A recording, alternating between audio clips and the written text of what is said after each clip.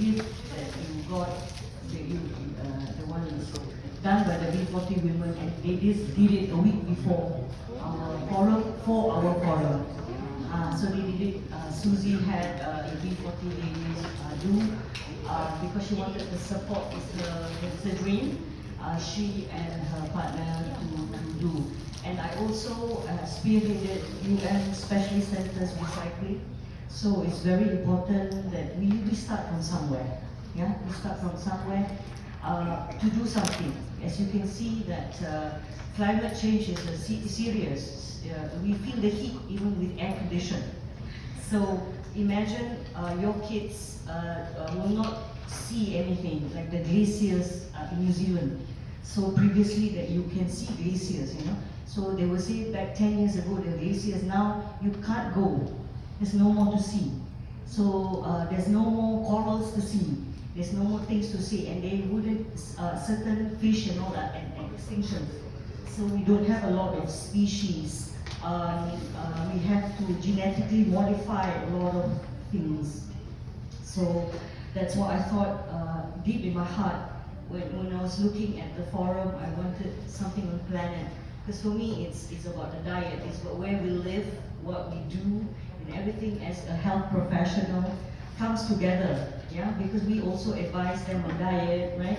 We also advise them on sanitation, right? On clean water, and things like that. So we don't have a clean planet. How are we moving forward with our health preparedness? So this is deep in my heart. And I would, before that, it's like a bridge between environmental protection and human well-being. Yeah. So today we would like to explore how we transform healthcare as being a contributor to environmental degradation into a force for planetary restoration. So as you can see, there's a lot of policies out there. There's also a lot of minister changes, so we can't do anything about that. But what we can do is start from somewhere. Like Ali, I think I also agree that you have to have the knowledge. So when you speak with knowledge, at least 1% listen. That we talk about patients. Yeah, if we do not have the knowledge, they have more knowledge now. People do recycling. Yeah. So if we start from somewhere, we do that's why I was looking at this. So these are the line of speakers that would sort of engage us. So please ask questions. This is an engagement session. It might not be my topic of expertise, honestly, but we welcome, anywhere we welcome. So what I'll do is I will introduce, these are the panelists first, in their unique lens, in their unique perspective. Yeah. So all the three have their own unique perspective. Yeah. Okay. So I would like to first introduce the lovely Baju Melayu hijau, not bunga pokok, Dr. Fong. He is from here. He is a senior lecturer at the Institute of Advanced Studies at University Malaya, with a PhD in environmental science from University Malaya. So he's the person, yeah? So he is leading a researcher in urban ecosystem management. We learned this from Dr. Bala, remember? Urban heat island, yes, urban heat island, effects of cities, yeah? Okay, so his expertise spans on atmospheric science, environmental monitoring, so these are very good, air pollution, health impacts, and sustainable urban development. So we look at that at the University of Malaya. So, and Dr. Fong coordinates UM's planetary health program. He actively contributes to Malaysia's national climate policy, and he's also widely recognized for collaborations to promote climate resilience and healthy urban futures. So our next very well-known Dr. Renat, yeah, he is an esteemed environmental advocate, climate change expert in ASEAN. Okay, so please ask him questions. Yeah? So he is currently the head of corporate sustainability at Yinsen Holdings Berhad. He heads sustainability strategy and implementation. So we'll cover a bit on that during his coverage. So he's the founding president of, Malaysia Carbon Market Association, so all this carbon stuff. And as the climate change advisor to the Center of Governance and Political Studies. So he contributes a lot. And he was named one of Malaysia's 10 outstanding young Malaysians for environmental leadership. So we have him on the floor. So we all don't ask questions. So he is known for championing all of this, for championing climate resilience. Yeah. So last and but not least is my dear cousin. She's my cousin, my mother's younger sister. So her mother did her PhD in her 70s in special child education. So we're all very academic as a family. So Ellie started at University of Sussex in economy. So she did in Sussex. Then her first was Central Bank Negara, and she felt that there was not her calling. She was very vegan at the time. She recycles her wardrobe and she makes her own furniture. So that's Ellie. So and then she joined British High Commission to spearhead the climate change over there. Then she did her master's in London School of Economics. So she's now the senior policy fellow for the Grantham Research Institute, particularly on climate change. So she looks at policies for ASEAN. So she looks at how deforestation, she looks at our agriculture and things like that. So she was the right person to talk about how that affects finances, how that puts us to where we are. So we need to know all these things to spearhead our journey, right? It's a journey. Okay. All right, so that's an introduction. Okay, so these are some of the objectives of the forum. I didn't do much cover on that. So I will start with basically all these things we looked at, the objectives of the forum, urbanization, we looked at strategies for climate-active, sustainable green healthcare systems, financially looking at policy. I think we are lacking of that. We do a lot of reading, but these are the people who do it. They are in the system, to do, okay, why doesn't it work? So you put a paper and it comes back to you. Most of the time we do a very good paper, but when it comes back to you, but it might not reach the right audience, and people change. Like the minister of recently has changed. It's a vacant position. So back to us having the right policies and fighting. So let's look at that. Okay, so Dr. Fong will start off with spearhead the panel session. Dr. Fong, would you like to speak with your slides or? It's a second.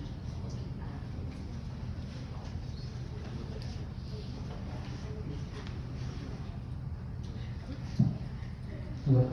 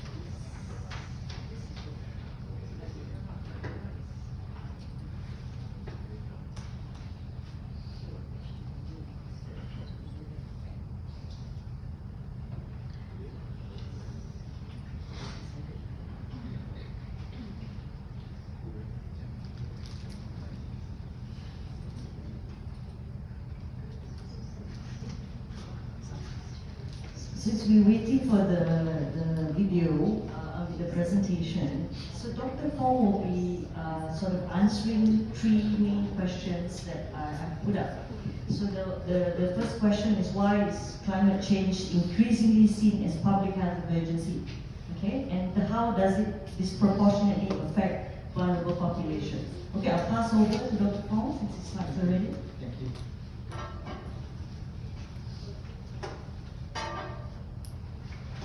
This is an example.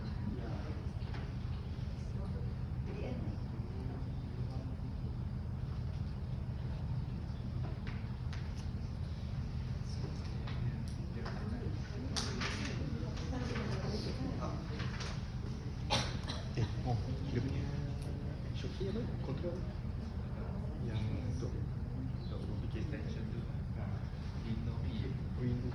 Alright. So first and foremost, thank you very much for inviting me. I think this is a very timely, and I think I've said this over and over again over the years when with Arani's course. So, but particularly I'm very impressed with this year's group because I told Arani as well. Compared to the previous one, so I can very obviously see that the interconnectors are much more better. So it proves that so it's there, it's getting there. So hopefully one day Tarani will need to get me here again to talk about this because you don't need me anymore. So I've done my duty in that end. I would also just like to take a very brief moment to share that you mentioned I'm from UM. So I'm actually from this department.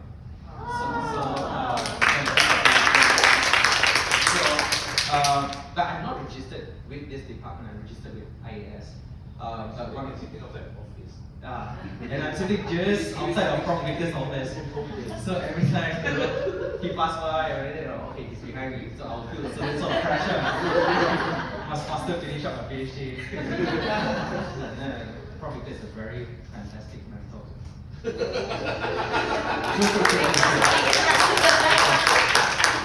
So I'm here to actually share most of the things that, like what Rosanna shared, it's really from the work that I've been doing since a decade ago actually. So, and in fact it goes even further because I remember one of your presentations you talked about the 2014 flood. So I was also part of that project actually to actually do the physical mapping of the flood back in 2014. So using GIS of course. So and then it evolved from there. So I'm going to cover three aspects from my research on urban health, on climate stresses, and also on educational foundation. So just to show to all of you here that, so like what Rifan said, we are really on the ground to do all these things, and hopefully we can actually get the bridge built between the public health sectors and also environment. So these are the three key aspects that I'm going to share today. So I'm going to give you a little bit of perspective. So my research interest is in urbanization, or I would say urban ecosystem management. So whenever you talk about environmental management, people immediately will think about coastal area management. We talk about marine, we talk about the mangroves, for example. So a lot of people it doesn't come straight to your mind that cities are also one ecosystem. Because if you look at the definition of ecosystem, it's the interaction of living and non-living things. So if you look in the city's context, the living things are not just humans, it's also the biodiversity that we have here, the insects, the birds, the rodents, for example.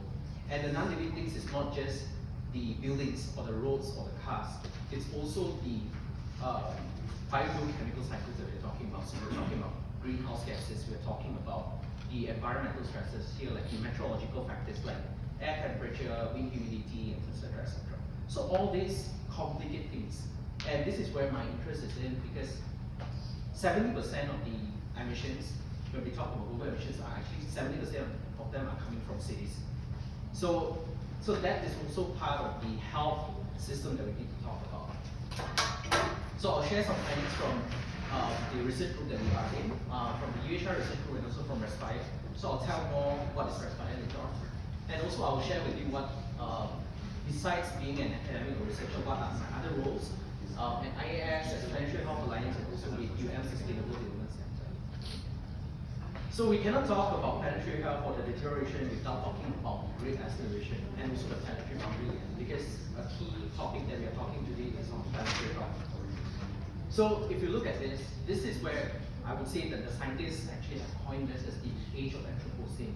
So if you look at the different lines here, it's kind of intimidating, but you see each line here represents one parameter. And you have the yellow, orange representing the average surface temperature, the red representing population, CO2 concentration, and so on and so forth. So then something happened in 1950 and then everything goes, it spikes, it doubles in its concentration. So you can actually look at this diagram here. So this is the great acceleration. And you see, there's a lot of graphs here. But to make it easy for you to interpret this, actually it's differentiated into two different sectors. One is on socio-economic, the other one is on Earth systems. So let's take a look at the socio-economic sectors. And maybe perhaps I will also throw a quiz, but I won't give you any prizes. What happens in 1950? What happened in the 1950s? Anyone? Any idea? It's just after the World War, and we are moving with the Industrial Revolution. So that is what happened. And that is also the main trigger. So we talk about the stresses here. So we can see because goods are being able to store much more longer, they can be transported further. So it actually supports and facilitates the booming of population. So eventually when you have an increase in world population, you can also sort of foresee that the GDPs, the foreign direct investment, everything will also follow this trend as well. And this is especially true for urban population. Because when you have a lot of population, where are they going to stay? You need to clear off lands. So this is where the topic of deforestation comes into place and where the urbanization takes place. So, and then of course the resulting effect is actually the increase in the concentration of carbon dioxide, nitrous oxide, all these are the greenhouse gases that are causing the global warming. So if you look at it from the lens of urbanization, you can also see that how cities are becoming much more urbanized. So I'll share this from my research as well, because if you look 10 years ago, Petaling Jaya is not as urbanized as it is today. So in urban heat island studies, usually what we do is that it's a direct comparison of how the urbanization is affecting the heating phenomenon in cities. So usually you take, previously 20 years ago, Petaling Jaya was actually taken as a reference station, meaning that they compare Kuala Lumpur's heat signature with Petaling Jaya. But when I did my PhD on the urban heat island, we cannot take Petaling Jaya anymore as a reference, because Petaling Jaya does not represent a rural area. It's already an urbanized area. So then we actually chose to use Sepang instead as a reference station for the urban heat island comparison. So the same thing applies to other rural areas as well. So you see smaller towns like Muar, it's developing very quickly. And with the mass rapid transport developing very soon, that it's going to evolve into a bigger township. And all this will also contribute towards a lot of health concerns, because we are talking about how urbanizations are also degrading biodiversity as well within the context. So let's take a step to look at the planetary health boundary. So we cannot skip this when we are talking about planetary health. So scientists have actually found a way to visualize the impact that humans have on the planet. So these are the 9 boundaries that were identified, and in 2023, 6 out of these 9 are already trespassed with. The other 3 still having areas that we are not entirely sure. We don't have data to evaluate where we are currently. But if let's take a closer look at how does all these different boundaries relate to urbanization, you can actually take a look at if the one in red is having direct urbanization effect, and those that in the white one is indirect urbanization effect. You can actually see that almost all of this is somehow associated to urbanization in one way or another. So that again highlights that the importance of putting the attention towards cities. Why should we emphasize on cities? Because the evidence is here to show that how much it's impacting the global scenario. So to talk about urban climate stresses, I'm going to focus on the findings from 2 research groups, one on UHI and the other one from Respire. So Respire is actually a NIHR global health funded project. So later on I'll talk a bit more on that. So I'll start with a research finding from UHI Research Group. So this is a decade of research into UHI studies in tropical cities. We have started since 2015. So my supervisors are Prof. Mariam and Prof. Nasrin. So this is me just playing a very small role, but we are still keeping it very alive. Because I think it's important that, because living in a tropical climate, people get used to the heat. Just take a very moment to imagine what I'm trying to say. Last week was extraordinary, right? Yes, Yeah. it's crazy. It's crazy. So now we'll talk about adaptive thermal comfort. I'll go to that later. So these are some of the list of related publications, and I'm going to share some key findings from all this. So first of all, urban heat island intensifies outdoor thermal comfort. So outdoor thermal comfort and heat stress is it's somehow related. Heat stress is at the more severe end of the heat. So we talked about race and exposure earlier. So outdoor thermal comfort is actually something that we talk about, especially when it comes to public space usage. So we talk about how people being in the public space exposed to the urban climate, and how does those environmental climates put on health pressure on these people. So we talk in terms of physiological stress. So it can be measured in a lot of manners, but of course we must always remember that being adapted to a tropical climate, what the body feels and how we adapt to that sometimes cannot, it's not an equal sign. You might think that, it's okay, it's the heat, it's still as hot as it is. But sometimes when you look at the physiological indicator, it might already signal that you are very close towards dehydration, for example, or a heat syncope, for example. So those are the kind of adaptation that we need to also think about when we talk about heat stress in tropical climate. Because it's not just about the physiological adaptation, but it's also the psychological adaptation as well. So another key finding is that green infrastructure and stakeholder awareness is important for mitigation. Because when we talk about urban heat mitigation, we have engaged with a lot of town planners, DBKL, PHA, so those are our relevant stakeholders. So when we talk to those people that are actually making decisions on a daily basis on how we should develop our cities, they don't even know what is UHI. Because from their perspective is that, okay, maybe how many areas should be allocated for roads, for example. How many parking space should be allocated for this and such. So they do not see that sort of linkage in between their urban planning practices with broader environmental implications. And even so, how would they think about parking spaces can also contribute towards health outcomes in the end? So because we are talking about walkability. So walkability is one of the parameters that can actually help facilitate cities, whether they can actually have, they can have a better cope against NCDs, for example. So cities that are found to walk more or cycle more, you would have lower NCDs. Those are actually prominent in research. So that comes back to what or who is actually sitting in this land offices or town planning. Do they have that sort of lens to talk about health in that sense? If you don't have anybody with that sort of mindset in that office, forget about integrating health into town planning practices. So I talked about adaptive thermal comfort shortly ago, so I think I'll skip this as well.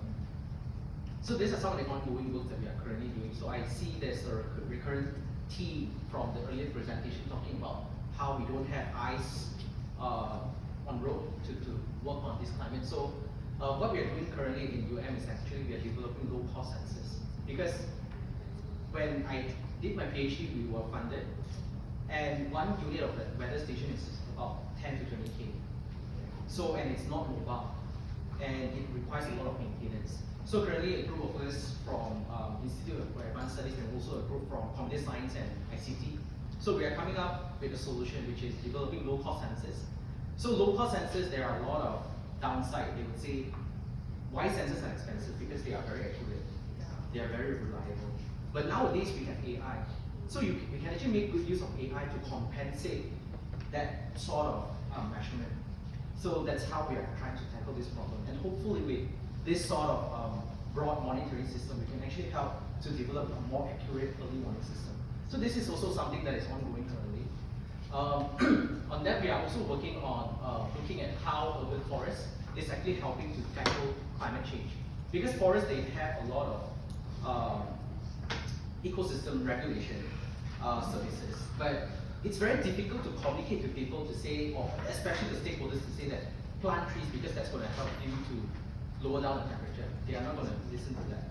So we need to speak in that sort of another, and change the way that we interpret this, saying that, for example, if let's say we plant this sort of X area of trees, it's going to regulate temperature by, keeping it, let's say, below 1.5 degrees Celsius, and that would translate to how many lives saved, and etc., or how much of health burden avoided in that sense.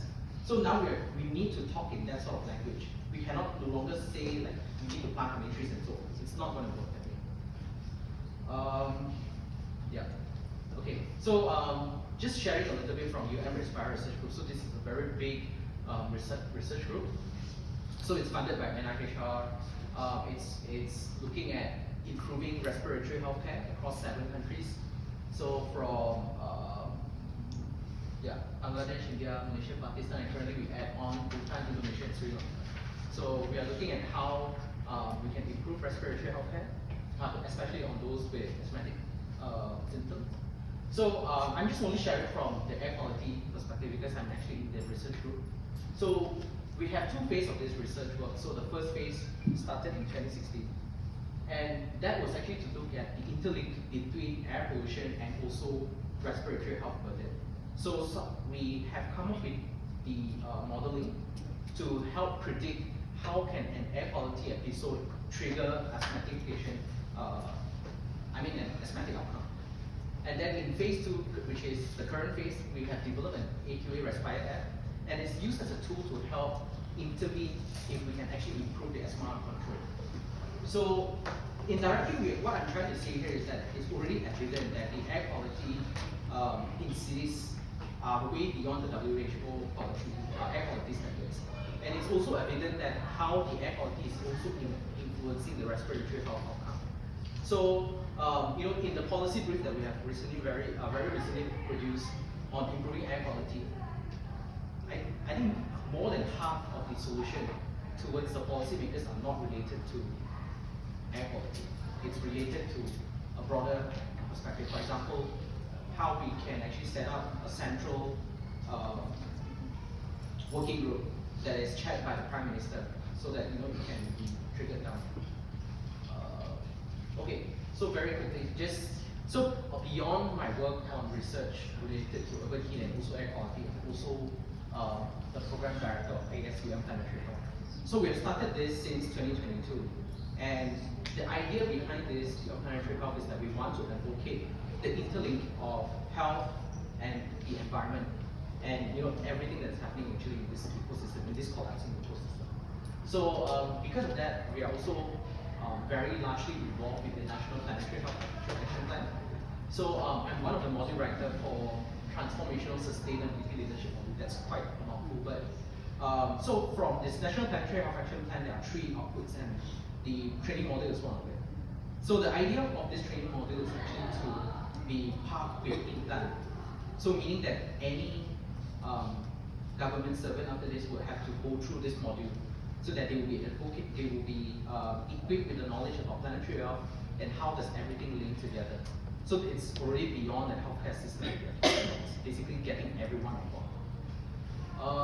I'm also a living lab coordinator. So basically at UMSDC, Sustainable Development Center, we are actually using a living lab approach to tackle a lot of problems. For example, like the event on reducing textile waste.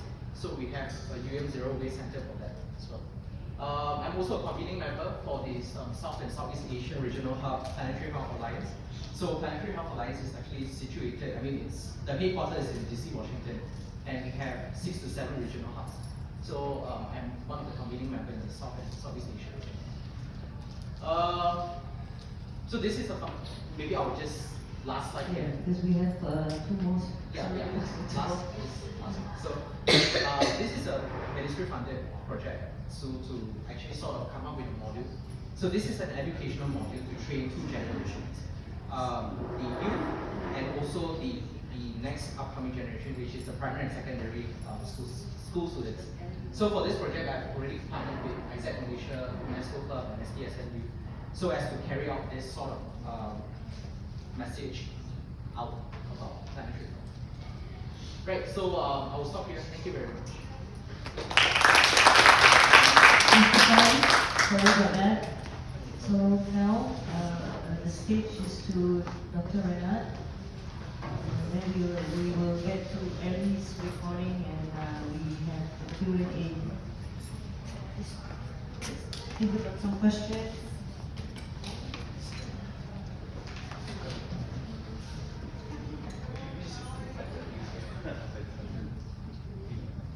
Hello, testing 1, 2. Am I audible? I'm trying to sort of juggle it because I'm going to hold the mic and this microphone and also look at how I can actually navigate my slides. I'm going to keep it short. As I promised the organizer, 5 minutes. Hello everyone, once again, my name is Renard.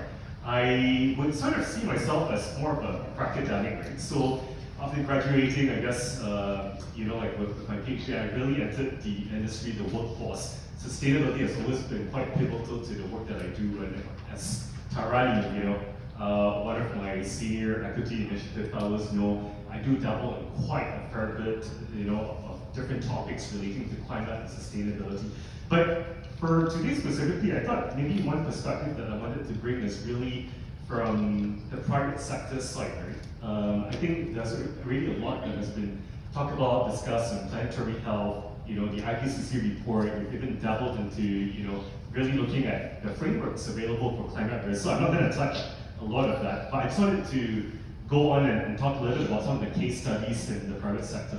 Now, sustainable financing is a keyword or buzzword that has really emerged over the past decade or so.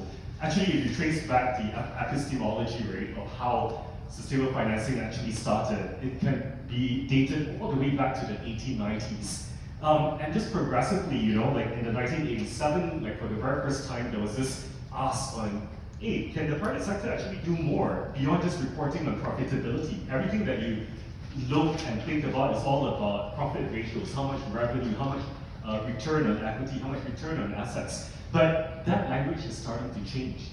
So you have academics, researchers who are stepping up and saying that, hey, perhaps there's more to profitability, right, alone, right? That should be the reason for existence of the private sector. The triple bottom line came into picture where you have to start balancing, like not just economics, but also how are we actually doing, right, on the environmental and social front. And I guess maybe that's also where the intersection of the concept around One Health, planetary health could be tied back also. So it's not just really looking specifically, I guess, from a medical healthcare perspective, but really taking a step back, looking at the impacts in environmental health. I don't know if Dr. Bala is here. I heard his name being mentioned a lot and would love to have coffee with him one of these days. But if I may, I think also looking at the economics of it, right? What is the return from really quantifying the impacts that we spoke about, floods, droughts, heat waves. You've got heat strokes, right? Which is basically one of the life-threatening diseases that a lot of people are talking about in this day and age, and it's only going to worsen. So I think there needs to be a reshaping in terms of how we're actually generating and thinking about value creation as such. So going back again, right? I think really corporate sector lens. In the past, as I say, profitability was top of the agenda. And you would typically find environmental and social risk rates sitting at the bottom rung of the ladder. If you were in any, like economic private sector conferences, everyone would talk about, oh, how are we generating more profits? How do we actually increase our base? Environmental issues will always sit at the bottom. But this has changed in the past, 5 years or so. So the World Economic Forum issues this report, right, really highlighting some of the top global risk threats, right, to the world. And you will see the bits that are highlighted actually in green, right, are actually environmental issues, which is really unprecedented. You're talking about things like extreme weather events, which you all have covered, right? Critical change, right, to our Earth systems, biodiversity loss. It's actually what this translates into is there's just no economy on the date planet. And because of this, right, there is no planet B, like we have to make sure that we continue to not just survive, but to thrive, right, in this day and age. And businesses actually rely a whole lot, right, on natural resources. Think about the solar systems, right, that you have in renewable energy. Think about the EV vehicles, the batteries that use to power the EV vehicles. We're already getting critical minerals from. A lot of this is from extraction. What about timber, right? You have to deforest, you have to log, and a lot of this, specifically in the context of Malaysia, actually represents state-level incomes. The state has to be able to generate, right, income. So there are actually a lot of logging concessionaires that are actually exploring ways in which they can actually convert their forested areas, right, for preservation purposes. And of course, the bits around weight are what we call your social determinants, right? Like issues around societal polarization, involuntary migration, also caused by climate change. Parali works quite a fair bit, right, on climate refugees. And I always have this joke, right, in conference saying that, hey, we might be up here talking about research studies, publications on, involuntary migration, but lo and behold, even in Malaysia today, right, if you look at our backyard in both northern and southern parts of Peninsula Malaysia with the floods that has been happening, people are actually getting displaced. And if you were to deep dive a little bit more, thinking about agriculture, food security, our crop yields are actually on a significant decline, about 1 to 2%, right? Actually drops in terms of crop yield, right? With every 1 degree Celsius of increase in temperature. And with an exponential growing population, this begs the question around where are we actually going to find enough food, right, to be able to feed our population. And with geopolitical tensions, my goodness, like a lot of this is just really being exacerbated. What used to be, right, just an issue that you discuss, right, in classrooms, in conference rooms, I can tell you it's happening right before our very eyes right now. And climate change is truly, right, a threat multiplier. It is not just the number one threat, right, to the economy, but also the number one threat, they say, from a healthcare perspective. So I think some of you did a presentation earlier, right? We spoke about how pollens are actually increasing in the atmosphere because of increase in temperature, but floods, droughts, all of this extreme weather events, right, are exacerbating, and putting a lot of stress and strain actually on your healthcare systems. The real question is, are we ready for this? Yeah. So a whole lot. I mean, I can go on and on talking about this, but maybe I just wanted to frame and say that the landscape in climate change and sustainability is complex. This is just the lens of the private sector. Apart from just focusing on corporate reporting, which is mandatory by the way, like we also have to look at what international organizations are looking at, what the regulators and government agencies, a lot of this are moving from a voluntary to a mandatory compliance perspective. And if you fail to actually adhere to the requirements, you will lose your social license to operate. So it's becoming very, very severe. There's so many tools, whole bunch of alphabetical soup. I've been in a lot of panels and forums. Some of the moderators tell me, oh my goodness, like just the amount of abbreviations that they have to get through to just be able to moderate a session is just crazy.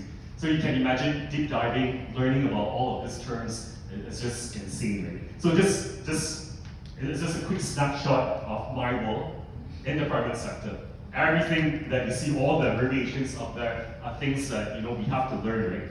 But I also wanted to say that there is a role for science here, right, to play. A lot of these guidelines, right, are based on science that were developed by you guys, right? Like perhaps 10 years back. And science keeps getting updated, like year on year. Every time there's new evidence, new theories that are being proven to be correct, they need to be integrated, right, back into the framework.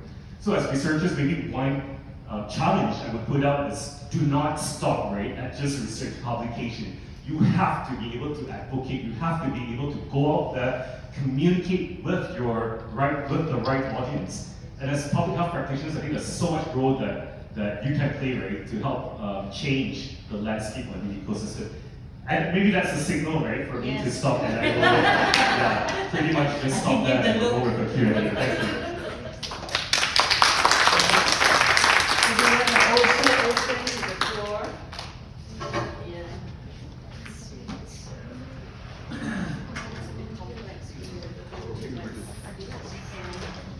So, Ellie couldn't make it live, so I've given her some questions based on our topic. Okay, so her first, let's skip the introduction due to time. So we look at her first question. So I've subsection each panelist. So she will be covering nature-related risks, green finance, and systemic change, embedding planetary health in finance and policy systems. So this is Ellie. So the first question I pose to her is, what are nature-related risks and how do they affect health, the economy, and public finance? And today, thank you so much for that question. Nature-related risks arise when we degrade ecosystems through deforestation, biodiversity loss, pollution, or the overuse of natural resources. And in doing so, we destabilize the systems that our economies, societies, and public health depend on. These ecosystems provide essential services. They regulate our climate, purify our water, support food systems, and act as natural barriers to disease and disaster. When we degrade them, we don't just harm nature, we increase human vulnerability and strain public institutions with implications for healthcare systems. In public health terms, degraded ecosystems contribute to a rise in infectious diseases, respiratory and cardiovascular illness, waterborne diseases, especially in regions like Southeast Asia, where economic activities are closely tied to the natural environment. We can think about nature-related risks in three forms. First, in terms of physical risks that stem from the direct disruption or collapse of natural ecosystems. For example, the loss of wetlands and mangroves reduces protections against floods and storms, increasing injury, displacement, and disease risk. Deforestation contributes to heat stress and worsens air quality, both of which have immediate health impacts. When forests are cleared and wildlife habitats are destroyed, we also increase the chance of zoonotic diseases, those that jump from animals to humans, such as the Nipah virus and even COVID-19. Transition risks, meanwhile, emerge when there are shifts in policy, regulation, technology, or markets in response to to growing environmental awareness and government changes. For instance, a sudden restriction on deforestation-linked exports can disrupt agricultural supply chains or government revenue, especially in countries that are reliant on commodities like palm oil or timber, such as in Malaysia. For health systems, these transitions can create both funding gaps and new opportunities to prioritize resilience investments. Thirdly, systemic risks occur when these environmental disruptions and policy shifts combine to create cascading effects. An extreme weather event triggered by ecosystem degradation can displace thousands of people, overwhelm healthcare systems, and force governments to divert funds from long-term health planning to emergency responses. This, in turn, deepens inequality and weakens development outcomes. Ultimately, nature-related risks are not just an environmental concern. They are fiscal, social, and health system risks as well. Addressing them is fundamental to delivering stable, equitable, and preventive public health care in the years to come. Thanks, Ellie. So the next question I gave her was, maybe let's look at the third question, yeah? So because she's covered deforestation. Third question was, what can public and private finance? Second, This is the third one. So later you'll cover because due to time, I'll cover the third question. What can public and private finance do to reduce nature-related risks and protect public health? So I gave her a question on... great question. They can certainly do a lot. And to meaningfully address nature-related risks and their impacts on public health, both public and private finance need to play a more proactive role. Green finance must go beyond looking at climate mitigation, which has been the focus thus far, and explicitly support the protection and restoration of ecosystems that underpin population health and economic resilience. From a public finance perspective, governments can start by phasing out harmful subsidies that drive deforestation and land degradation. For example, subsidies that incentivize agricultural expansion into forests or support extractive industries without environmental safeguards. These funds can be redirected towards investments that build resilience and in terms of ecological and social resilience, such as projects on watershed protection, reforestation, or disease prevention infrastructure in high-risk areas. One possible tool is the use of thematic sovereign bonds, such as green or sustainability-linked bonds, which can raise the capital needed for nature-positive health infrastructure, including early warning systems for climate-related health hazards, urban greening to combat heat stress, or clean water access to prevent disease outbreaks. These instruments signal policy alignment with environmental and health goals, while also attracting a growing pool of sustainability-oriented investors from around the world. Maybe not the US right now, but certainly investors in Europe or other parts of Asia.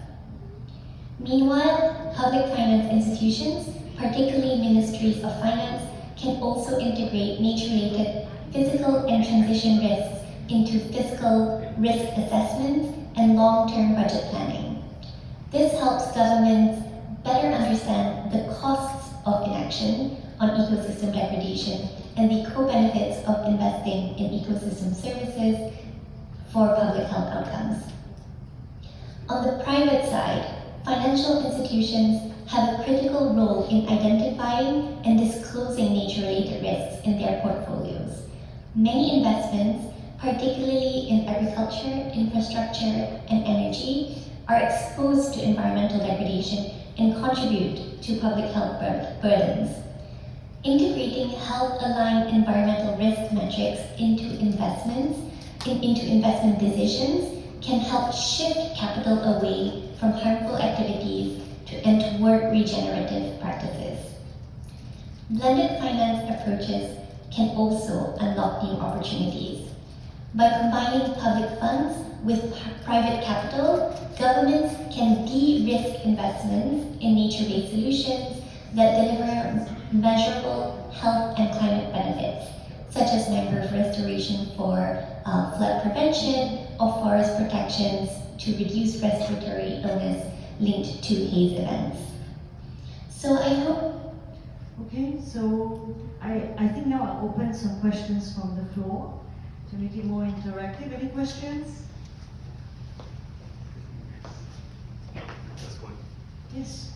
Not Balkis. Welcome. Actually, my name is Balkis. I just have one practical question, because we are doing Masters of Public Health. So after this, after we finish studying, thank you. So we'll go into the field of public health practice. So I just want to ask your opinions or advice. What would you like to see, like us working in public health field, for example at district level or at state level or even at national level? What would you advise or would like to see public health to do more or perhaps collaborate more? Don't get me wrong, we have already learned all the, the things that we have to do in EH Life with Dr. Banda. He has already taught us greatly, but I would just like to get maybe your opinion from your point of view. What else would you like to see public health should do more? Hello, Balkis. I think that is such a great question. And maybe on my wish list rate, I have 100. I'm very happy to pass on to you. But I guess on a serious note, right, I think don't just let what you have learned through the course, right, just be knowledge. I think the science is constantly evolving. So how do you actually go out to the field, right, to continue to shape policies. And shaping policies is one thing. The implementation part, I think, is where a lot of people fall short of.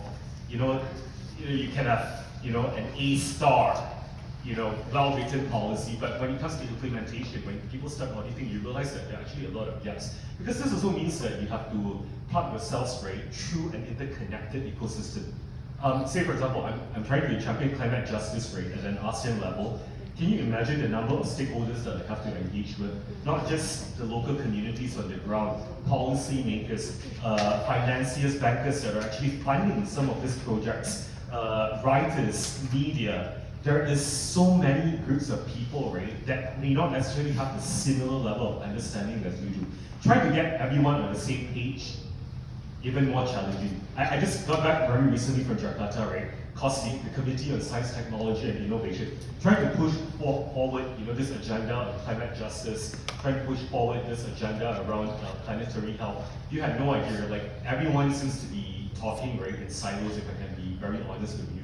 And you cannot have that because in the past, this might be something that is considered acceptable, but the complexities and challenges, right, are changing. It's becoming more and more intense, right, every year. As I say, right, climate change is exacerbating, right, every single facet, every single determinants that you know of, and it's changing. So you have to stay up to date, right? You have to be an advocate. You have to push for your aspirations, right, through the roles that you're in. And I don't envy you because I think public health is, a critical area, right, that's really going to really change the whole landscape, right? Not just in terms of how we perceive things, but it's going to dictate, right, whether humanity actually thrives.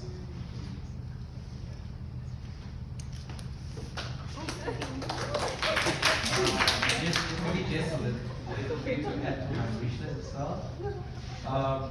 I think, because like in the research work that we do, we try to get a lot of help data to really push forward and find the interconnections. But most of the time, health data are inadequate. So this is especially true for health, heat-related health data. So it's not recorded in a very, if it is recorded, it's in a very minimal way. So I think that could be something that public health experts or doctors you do at the very beginning about data. Because we cannot do anything if we don't have evidence, and evidence needs data. So that's the first part. The second part, I think we have also talked about this, it's a recurring theme. And you as the frontliner in the clinics or in any health facilities, you need to make sure that now you know from Dr. Bala's class how important and how interrelated is climate and how it stresses the health system. You need to be part of that system that helps to develop that climate resilient healthcare system. That's where you can actually play a more strong role than I would say, this too. One question? Oh, just one, two, three. I just planted. Hello, good morning. I'm Fadi. I have a question for China, for Organic Street. So basically, Malaysia have a tremendous potential for our natural capital. For example, forests, mangrove, and things like that. But do actually Malaysia involve in capitalize them to adopt a nature-based economy? How far actually we go for that? Oh, yeah, I don't know whether this is working. Is it? Yeah, Okay. As you rightly pointed out, right, I think nature-based economy is an area that we have to capitalize on. Malaysia is actually the 17th most mega-diverse country in the world. But yet, when you look at payment ecosystem services, right, in terms of carbon credits that are being generated from nature-based projects, there's only one currently in Sabah, the Common Bay Forest Conservation Project. So this begs the question of where and what else can we do, right, in order to get more projects up and running. I think in my presentation I mentioned earlier that we have a lot of logging concessionaires that are trying to convert their logging areas, right, into gazetting it as part of a forest reserve. But to do that, right, it means that the state will lose its income. Two, are you going to be able to provide jobs, right, for those that are involved in the silviculture, right, or logging community? What else are they going to do? So you need to actually rely, right, from what we call the sale of carbon credits to be able to support their livelihoods. So one of the work that I'm doing right now, right, is that I'm getting a group together to drive what we call the development of the Malaysian carbon market ecosystem.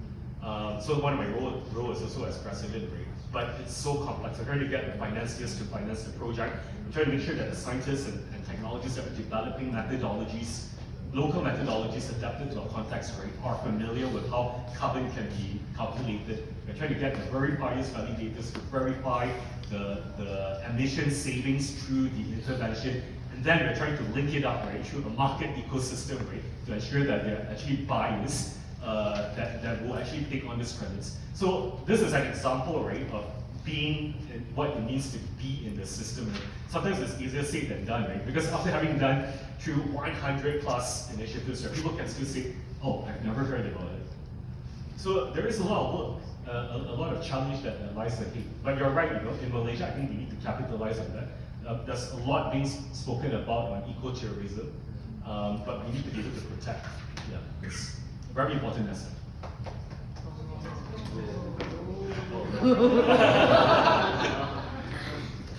I always want to ask this question to companies or people in the sector. All right. Is the capital market is the one that causes all this problem. All right. And it is the capital economy that causes all this problem. So why are we going down the same road? Why are we not reverting back to social economy? Wow, that's a That's the question. I will also ask Ellie this.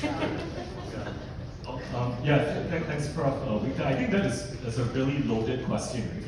So, there's the same people say that, the very systems that got us into the trouble, or, that to begin with, right, isn't going to be the same systems that's going to deliver us out from it. And I think you're right. I think we have to rewire, right, the way that we're thinking about things. The private sector alone has come a long way. It started off as a very capitalistic, society and values that they were being championed. But it has also gone through an evolution. I think the term sustainability, to be honest, like if you say a decade ago, right, it was really unheard of, right, in the private sector, especially among publicly listed companies. And by the way, we still have companies, some in the US, right, that are still generally believing that we don't need to waste time on looking at environmental or social issues. Let's just go with a capitalistic society. And you have seen, some of the administration that's come out of that. But I can tell you that in Asia and ASEAN specifically, right, that mindset is starting to shift. In my presentation, I showed that we even have regulation, compliance, right, for publicly listed companies where they actually have to report, right, on their environmental and social impact. Otherwise, right, they will face this not just a litigation risk, but also their license to operate.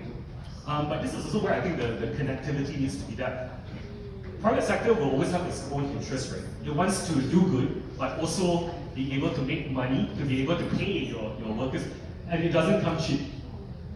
Quite similarly, right, the whole concept on the question around nature-based solutions, right? So a lot of people like to talk about conservation, right? Doing a lot for conservation, but it's very expensive to do conservation. Government can only allocate so much. So we need, innovative financial instruments, like carbon credits, carbon markets, right, to kick in through some form of blended financing, public-private sector, to actually participate, right, in the economy.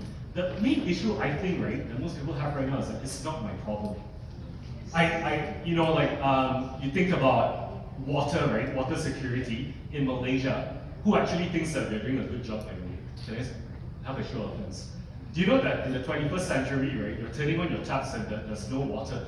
This once again, right, if I take Selangor as an example, you can see that the water levels at dams are declining. We have this phenomenon, intervariability of rainfall, etc. And then there's also things like pollution, right, like in Sungai Kim and all, that makes it terrible. So one question that I always throw back, right, to the public, I say, hey, if you think about the true cost of water, right, the true cost of water, are you willing to pay a 10 cents hike in order for government agencies, right, or whoever that is managing water to help improve the system.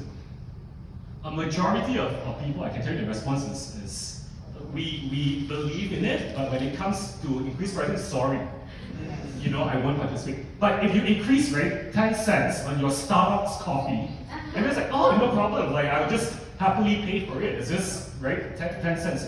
So where is our value system, you know, like in terms of how we are valuing, you know, like real commodities that are sustaining life? Good answer. Good No, I think answer, it's frustration. but did not actually address the question. What? I also have a question. Oh! So ask the question, we'll get the gift.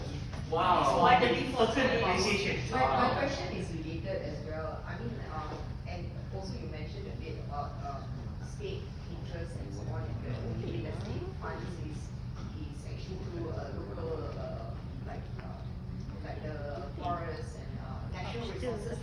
So you think about deforestation, you think about what's happening in Perak and Ipoh where they are cutting down the limestone hills. And those are big operations. Some of them are Malaysian corporations. I know one is YSL, right? So how do we tackle this? I mean, there's no greenwashing on this, right? Basically, they're destroying hills. Yeah. So what do we do about that? That's a public transportation. Yeah. I mean, as Malaysians. As Malaysian. No, I think, yeah, I mean, I'll just very quickly, I think, at the end of the day, it's litigation, right? Like, if a corporate is very afraid of you taking their CEOs or the number one guy, right, into court, because it basically represents that you're tarnishing, right, branding, reputation that they have actually developed, right, over time. And I think revoke their license if they are actually, you know, like involved in, as you say, like public display of, you know, clearly destruction and not doing anything about it, right? You have to make sure that, you know, the right sort of pressure is being applied to hold them to account. I think the biggest issue right now is that we don't have that accountability. So you have a lot of, you know, like, to be very frank, I mean, let's just not pick on Malaysian corporates. There are also quite a lot in the US that actually are blatantly saying, yeah, you know, they believe that their existence is just to make profits. They don't believe that we should, you know, like care for the environment, care for social. They see that as additional costs. If they have money, they'll do it for PR purposes. But if you want to hold them to account, they say, yeah, but it's not, you know, like constituted. Why should they be doing it? They say, leave it up to the NGOs. Why should they be the ones that are coming in to play, you know, triple hats, right? So to speak, and then losing their focus. They are still, I can tell you, corporates that just generally believe the sole purpose of their existence, right, is to make profit, is to increase their revenue margin, period. Nothing else. Everything else to them is distraction, right? So we're trying to change that. Like, clearly, I hate up sustainability, right? So one of the things that I'm trying to do, right, is to continue to lobby and say that no, you know, like we have to think about, you know, a broader group of stakeholders, not shareholders. Shareholders, yes, they just want to make money and it's fair. But your stakeholders, like your NGO bodies, you have to think about, you know, what happens to the company in the next 20 to 30 years, having a much longer runway. As I say, everything that we do, right, in an economic activity actually relies a lot on natural resources. We don't realize that, you know, like water for cleaning, you know, in extractive industries, even if you're involved in fishing, you can, you know, if you say today, I don't care about what's going to happen to, you know, our aquaculture industry, we sort of fish and troll as much as possible. What's going to happen, right? I can guarantee you in the next 10 years or so, right, is that you're going to have more plastics in the ocean than fish. You will, at some point in time, right, run out of these resources. So this sorts of new concepts, frameworks on regenerative economy, right, is coming out. But I'm not seeing this picking up pace as fast as it should. I think a lot of it is really mindset, and you need instruments, you know, like litigation, taking law, you know, people to court, right?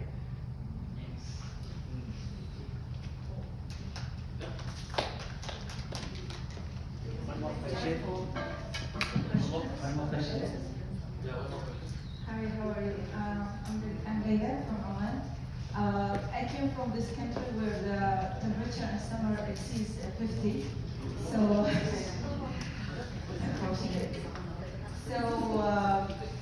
I think this can cause significant effect in vulnerable population. So, what evidence-based intervention we can do to protect them, and what type also of partnership, either from government sectors or private, can help us to protect these groups? Thank you.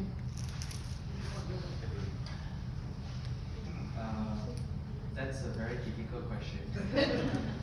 And possibly I want to avoid it. No. But a very quick answer to that. I think one thing is that we don't have data from the very beginning. So it's very difficult to pinpoint that something happens is because associated to the heat exposure. So that's the first thing that I would like to address. We don't have enough data, especially heat-related health data. So that's the first part. But of course, we also have sort of assumption that this happened because of the heat exposure. So because in my research also, we sort of use that sort of self-assess tool. Because it's very difficult for us to get all the required instruments. For example, if you want to go and measure their heart rate, you want to measure their blood pressure, you want to measure their cortisol level, for example. All this would require a lot of funding and also the correct technical expertise to go and conduct that sort of measurement. We don't have that sort of ecosystem. But in terms of mitigation, there are a lot of research already talking about how we can adapt to very extreme weather. So, for example, I can quote from my research, which is looking at the influence of shading mechanism. So immediately, if you look at so that's also the beauty of actually urban greening here, because urban greening immediately not only it helps to bringing the temperature down through evapotranspiration, it's also contributing to shading mechanism that actually helps improve walkability. So it's like a multi-pronged solution, and it's also nature-based in one way. But the idea here is that, you see, that's the thing about research and also what we know on the surface. Everyone knows that, to tackle climate change, we need to plant trees. But a deeper question would be what kind of trees that you want to plant. How do you ensure that that tree, when you plant it, it's going to be able to survive next year? It's not that you plant it and because of the extreme weather event, it dies off very quickly. So a very good example from my observation, if you have got the chance to visit TRX rooftop garden, it's not surviving. It's not surviving. So, what about the one in University of Malaysia? we don't have rooftop garden. We're not so much. You saw, right? Yeah. So you see, that sort of, we know that sort of workable solution, they also cannot survive the changing climate. So there's still a lot that we really need to look into.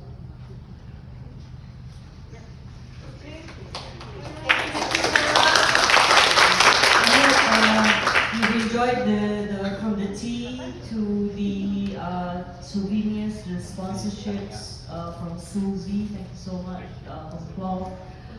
We would now like to give some souvenirs. We would like to Pro Victor. So Pro Victor to give some token of appreciation to our green panelists. Okay, Dr. Kong, thank you so much.